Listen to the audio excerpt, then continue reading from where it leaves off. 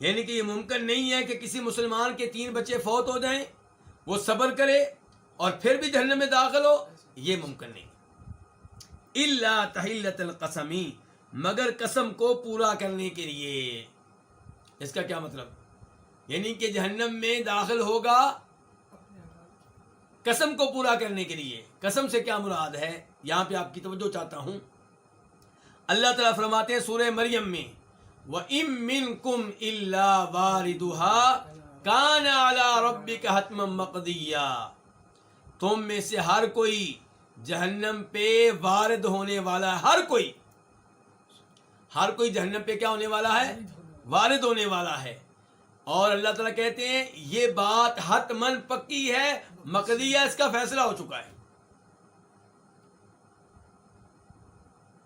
تو سوال پیدا ہوتا ہے کیا انبیاء کرام علیہ السلام بھی نعوذ باللہ جہنم میں داخل ہوں گے؟ تو اس سوال کا جواب یہ ہے کہ ورود کے 2 معنی ہوتی ہیں۔ ورود کے کتنے معنی ہوتے ہیں؟ ایک ہے اندر داخل ہونا اور ایک ہے اوپر سے گزر جانا۔ اور ہم سب جانتے ہیں کہ جہنم کے اوپر ایک پل ہے جس سے ہر ایک نے گزرنا ہے۔ کوئی گزرے گا بہت تیزی کے ساتھ، اور وہ پل کتنا چوڑا ہوگا؟ بال سے زیادہ باریک، بال سے زیادہ باریک، بال سے زیادہ باریک پل سے گزرنے کے لیے نیک اعمال کی ضرورت ہے، توحید کی ضرورت ہے۔ تو بال سے زیادہ باریک اور تلوار سے زیادہ تیز،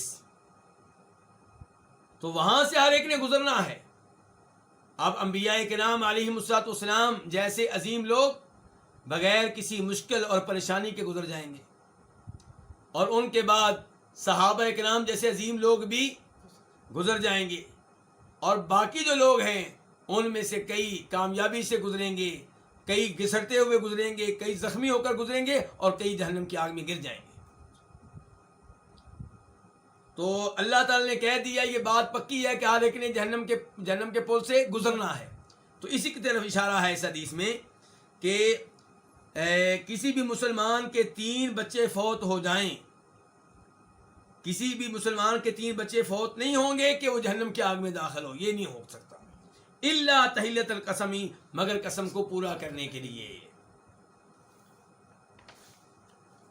وفی روایت لمسلم، اور مسلم کی ایک روایت میں ہے، ان رسول اللہ صلی اللہ علیہ وسلم قال لنسوۃ من انصار، کہ بے شک رسول اللہ صلی اللہ علیہ وسلم نے فرمایا انصار کی کئی عورتوں سے، لا يموت لإحداكن 3 من الولد، تم میں سے کسی ایک کے 3 بچے فوت نہیں ہوں گے، فتحتسبہ، اور وہ اس پہ صبر نہیں کرے گی مگر وہ جنت میں داخل ہوگی۔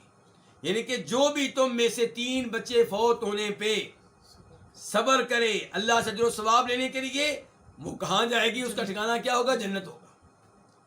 کتنا عظیم مقام ہے اس ماں باپ کے لیے جن کے 3 بچے فوت ہو جائیں۔ لیکن ہمارے ہاں کیا ہے؟ اس کے 3 بچے فوت ہو گئے ہیں، پکڑا گیا ہے، اللہ نے اس کو پکڑ لیا، اللہ نے اس کو فلاں جرم کی سزا دی ہے، مذاق اڑاتے ہیں اس کا، تکلیف دیتے ہیں اس کو، جبکہ اللہ نے اس کے 3 بچے لیے ہیں اس کو جنت دینے کے لیے۔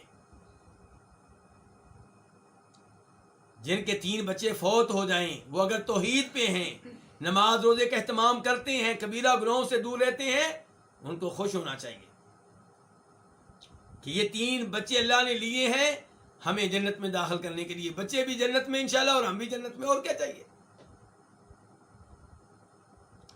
تو فرمایا تم میں سے کسی ایک کے، عورتوں کو مخاطب کر کے آپ کہہ رہے ہیں انصار کی عورتوں سے، تم میں سے کسی ایک کے 3 بچے فوت نہیں ہوں گے تو وہ اس پہ صبر کرے مگر وہ کہاں جائے گی؟ جنت میں داخل ہوگی۔